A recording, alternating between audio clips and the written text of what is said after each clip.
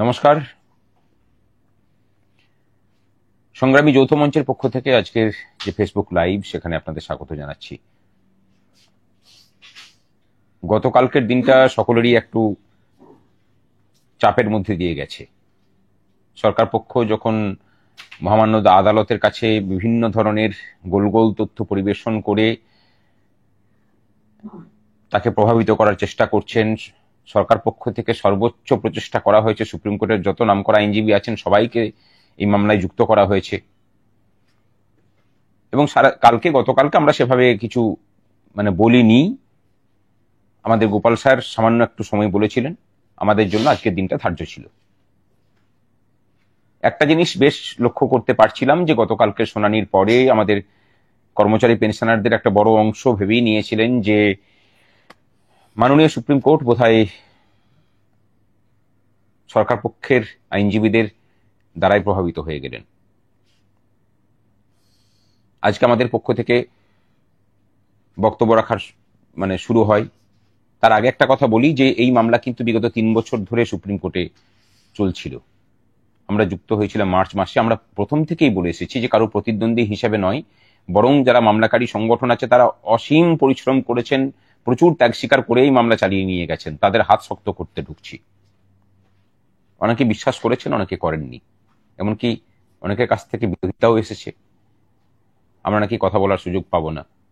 আজকে কর্মচারী পক্ষের যে বক্তব্য, সেই বক্তব্য কিন্তু আমাদের মাননীয় আইনজীবী, আন্তর্জাতিক খ্যাতি সম্পন্ন গোপাল সুব্রমণিয়াম স্যারই লিড করেছেন এবং আপনারা দেখেছেন সেই সওয়াল।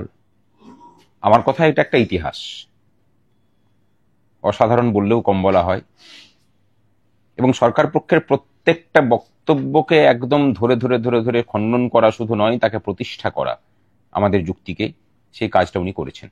তারপরে মাননীয় বিকাশবাবু, যার কথা না বললে এই মামলাকে পুরো অস্বীকার করা হবে, উনি না থাকলে পরে কর্মচারীরা এই সুপ্রিম কোর্ট পর্যন্ত আসতেই পারতেন না। পাটোয়ারিয়া স্যার কর্মচারী পরিষদের হয়ে আছেন, বিকাশবাবু আছেন কনফেডারেশনের হয়ে। এরা মূল মামলাকারী, দীর্ঘ 10 বছর ধরে লড়াই করছেন।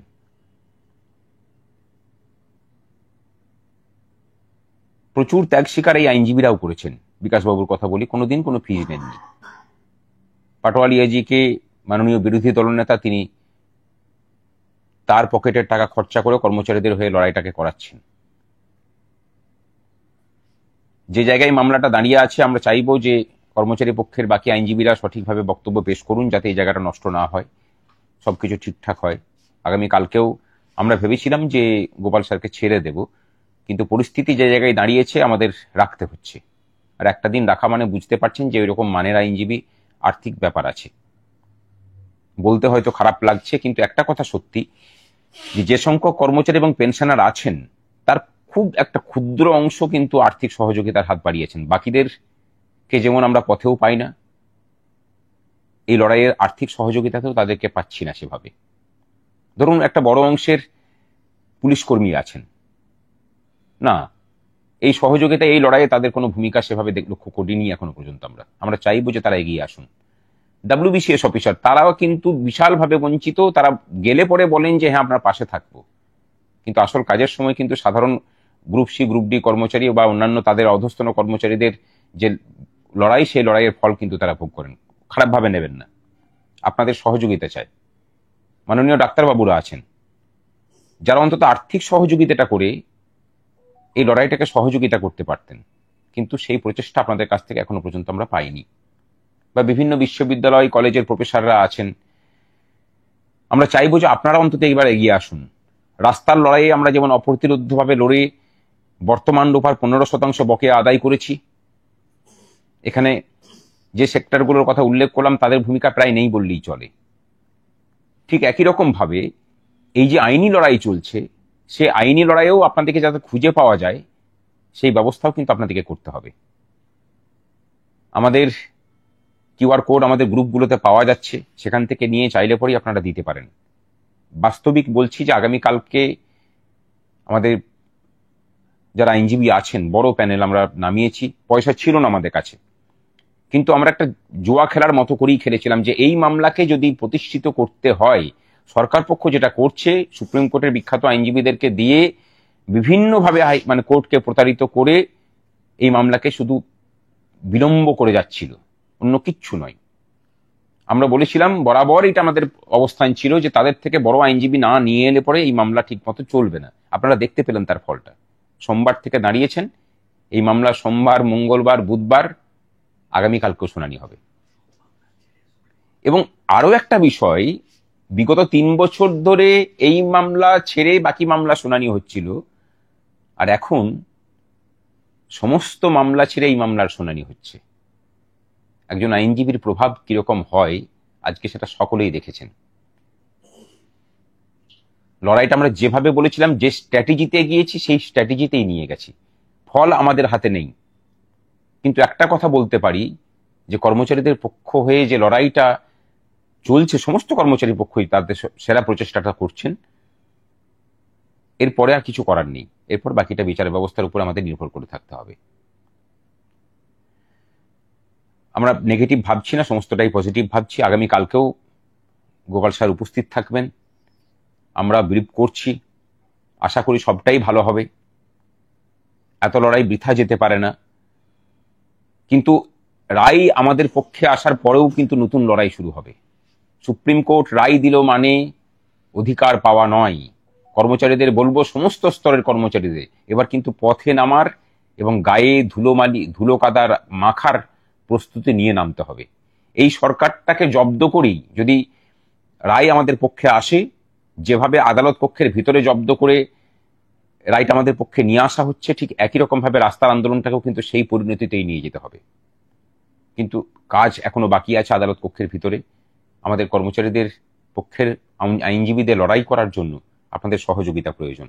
যারা দিয়েছেন তাদেরকে আমরা দিতে বলছি না, কিন্তু যারা একবারও সহযোগিতা করার মানে মানসিকতা দেখাননি, তারা অন্তত এগিয়ে আসুন। আপনাদের তো বকেয়া বেশি, যারা দিচ্ছেন তারা কিন্তু অনেক নিচু স্তরের কর্মচারী, তাদের তো বকেয়ার পরিমাণ অনেক কম। আর যাদের বকেয়ার পরিমাণ অনেক বেশি, তাদের তাগিদ কিন্তু একদমই কম।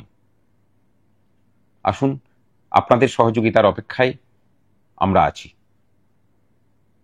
লড়াইয়ের শেষ দেখে ছাড়বো, এটুকু বলতে পারি। এবং এই রাজ্য সরকারকে শুধুমাত্র কর্মচারীদের লড়াই এটা নয়, দেশের মধ্যে আরেকটা দেশ তৈরি করা। আজকে সুপ্রিম কোর্টেও সেটা শুনতে হয়েছে। আইনকে বুড়ো আঙুল দেখানোর যে প্রবণতা চলছিল, সেখান থেকে একে সঠিক পথে ঘুরিয়ে নিয়ে আসতে হবে। এই পশ্চিমবঙ্গটা মানে বঙ্গদেশ নয়, এটা ভারতবর্ষের একটা অঙ্গরাজ্য। এবং মুখ্যমন্ত্রী কোনো প্রধানমন্ত্রী স্ট্যাচারের মানুষ নন, তিনি একজন মুখ্যমন্ত্রী একটা স্টেটের। তাকে ভারতীয় ফেডারেল আইন এবং সংবিধান এবং কোর্টকে মেনেই চলতে হবে।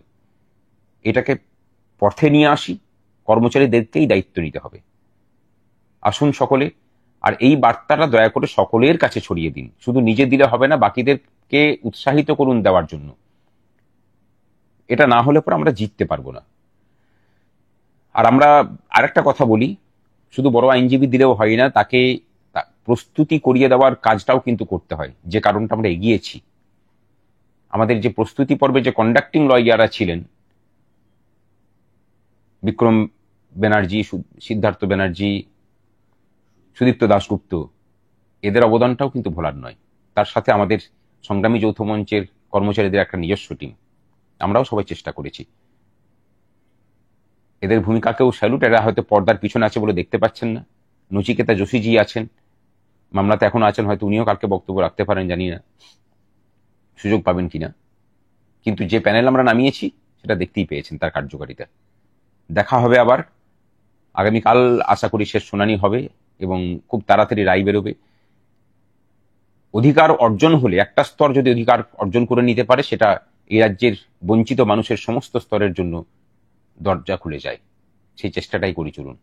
সংগ্রামী যৌথ মঞ্চ জিন্দাবাদ, কর্মচারী শিক্ষক ঐক্য জিন্দাবাদ।